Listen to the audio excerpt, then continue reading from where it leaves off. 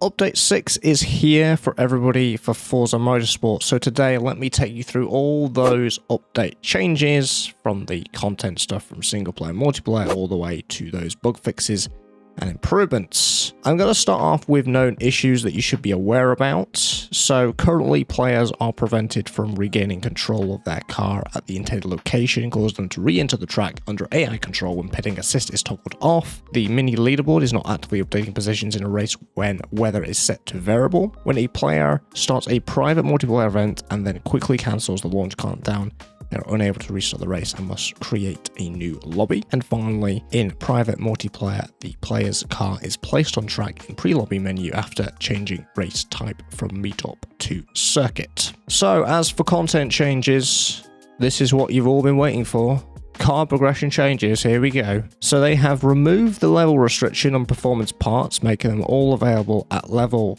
1. So that's car level 1, and this allows players to install parts in any order they wish. Players can use the in-game credits to acquire car points when exiting the upgrade screen at a ratio of 4,500 credits for 500 car points. This change gives you a choice to immediately upgrade your car using credits, or if you're saving your credits, you can earn car points for upgrades through car leveling as before. They've also done a slight change to the Forza race regulations. What they've done is they've increased the accuracy in aligning fault to side swipes. As for the track update, there's going to be no new track this month, but there will be one for April. And talking of track updates, they've updated Daytona International Speedway, more particularly the pit lane exit. So cars exiting the pit lane of the sports car circuit will now follow the full length of the pit lane and enter the track between turn 2 and turn 3. A barrier has been added on the inside of turn 1 to prevent corner cutting through the pit lane, and that should adjust all the complaints we've been having, because let's be honest, it was not realistic. As for the home space, 8 new music tracks have been added to the game, and these can be heard in the home space environment. 4 new career events. We've got the featured tour, which is Combustion Tour, which is available from March 13th to April 24th. So the starting one from March 13th is the 4-cylinder Furies.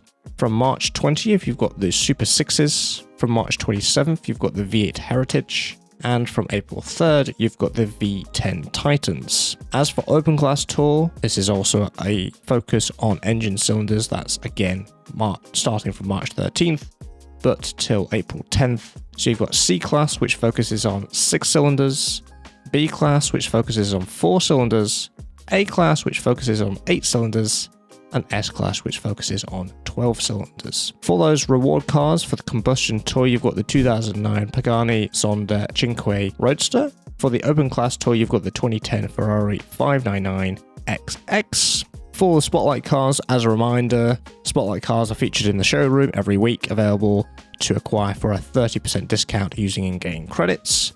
So from March 13th, you've got the 2014 Alfa Romeo 4C.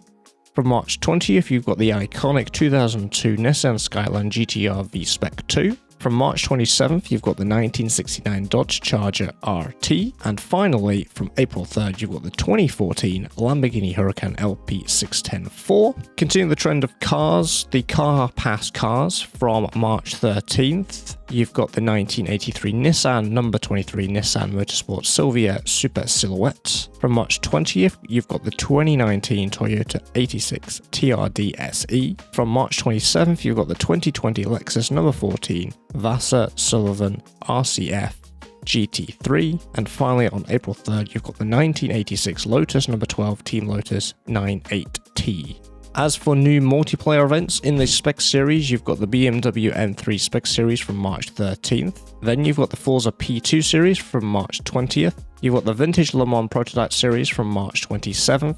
And then you've got Early LMP Series from April 3rd. As for the Open Series, again, we're focusing on the cylinders. So you've got a 4-cylinder series, which is A Class and D Class from March 13th. 6-cylinder series for S Class and B Class. That's from March 20th. Got the 8-cylinder series, which is A-Class and C-Class, which is March 27th and onwards. And finally, from April 3rd, you've got the 12-cylinder series, which is S-Class and E-Class. For the Spotlight series, you've got the 2014 Alfa Romeo 4C from March 13th, the Nissan Skyline GT-R V-Spec 2 from March 20th, the 69 Dodge Charger RT from March 27th, and the Lamborghini Huracan from April 3rd. For new Rivals events, you've got the Spec Division Forza GT, so that's any Forza GT Division car you can take on Silverstone GP circuit from March 13th. For those that have VIP, you are going on the Daytona Drizzle in the 2020 Chevrolet Corvette Stingray Coupe Forza Edition, and that's going to be on the Daytona Sports Car Circuit. That's from March 13th. And then we've got the Spotlight Rivals events. So you're going to be taking the Alfa Romeo 4C along the Yas Marina North Corkscrew variant on March 13th. The Nissan Skyline GT-R is on Suzuka on the East layout on March 20th. The 69 Dodge Charger RT on Eagle Rock Speedway Oval variant on March 27th. And the Lamborghini Huracan you're going to be taking on Catalunya National Circuit alternate layout on April 3rd. And that's all the content thus far, and we're going to move on to those bug fixes and improvements. To start with, we're going to be talking about stability for all platforms. These are all fixes, so what have they fixed? They've fixed crashes, that's what they've done. So it's when entering private multiplayer lobbies and when selecting private practice using a prototype group racing series event.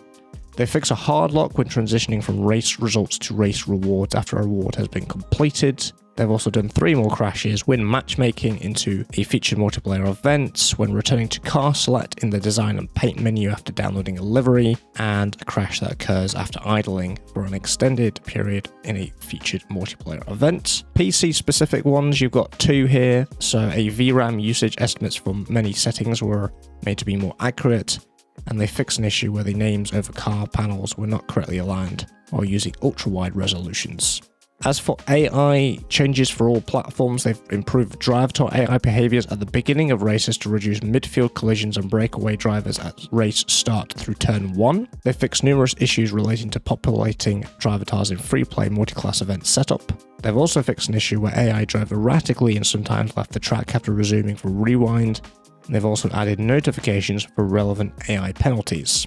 As for specific car fixes for all platforms, you've got the 2021 Audi RS6 Avant, which they've fixed an issue where blinkers on mirrors are always turned on when daylight lights are turned on. For the 2021 BMW M4 Competition Coupe, they've fixed an issue where the remove wing option does not remove the rear wing. Also for that same BMW, they've also fixed an issue where the inner part of the trunk tail lights do not turn on. For the 2015 BMW i8, they fixed an issue where the track is visible through the hood after applying an aftermarket street hood. For the 95 Chevrolet Corvette ZR1, they fixed an issue where rain droplets are visible in the car's gauges. On the 92 Honda NSX-R, they fixed an issue where the backfire appears in the middle of the bumper instead of exhaust after applying the aftermarket race rear bumper. For the 88 Lamborghini Countach LP5000 QV, they fixed an issue where the rear lights do not turn on during night and rain races.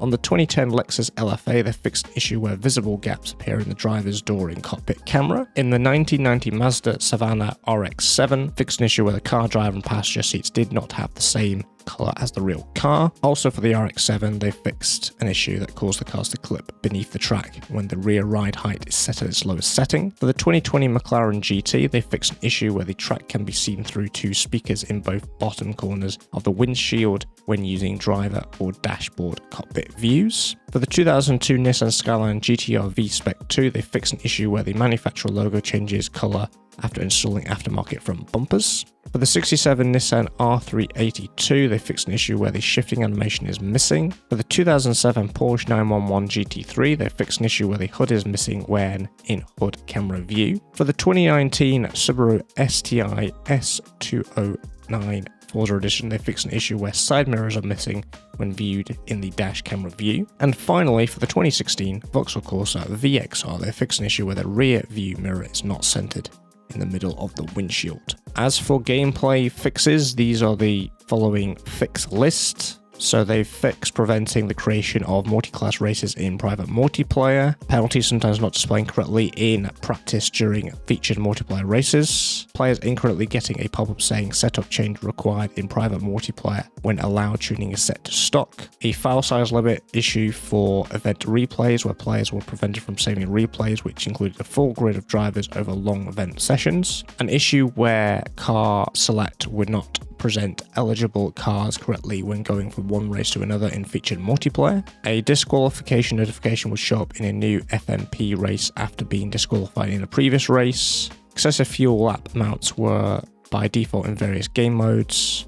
They've also fixed an issue in the career mode pre-race menu where no menu item was initially selected after skipping practice from this menu. They've also changed the mini leaderboard to show the best lap of the races when the compare lap scoring rule is selected.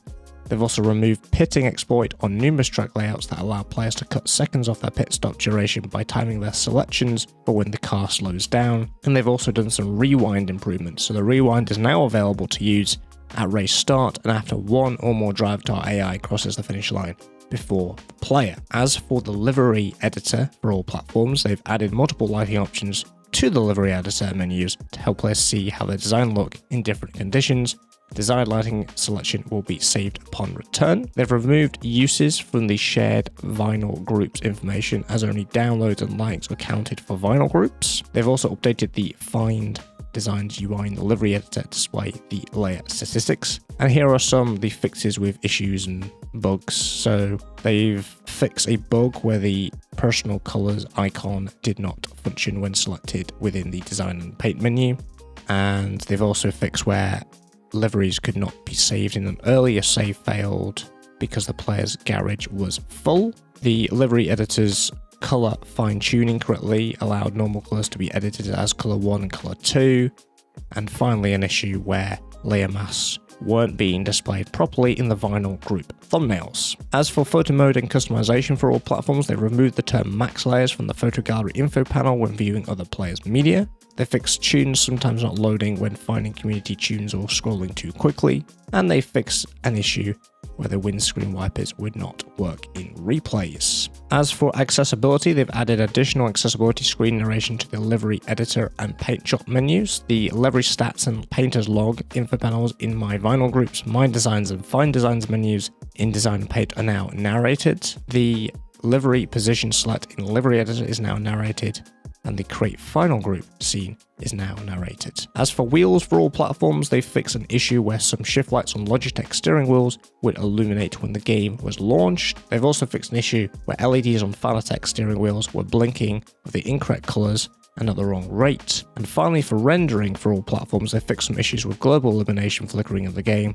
They've also fixed an issue where cars wrongly sampled ray tracing ambient occlusion, leading to flicker, and they've fixed several graphics issues when switching quality modes in settings menu on the Xbox Series X and S consoles. And finally, they fixed a graphical issue with the screen with flash white when in-game thumbnails updated. And that's it. That is everything about Update 6 for Forza Motorsport. What do you think about it? Was it good, bad, and is it a little too late for the car progression changes? Let me know all of that in the comments below. If you enjoyed this video and like to see more content like this one, make sure you're subscribed. I do both racing and simulation content on the channel, apart from Forza Motorsport. So if that interests you, stick around, and I'll see you guys in the next one. Take care.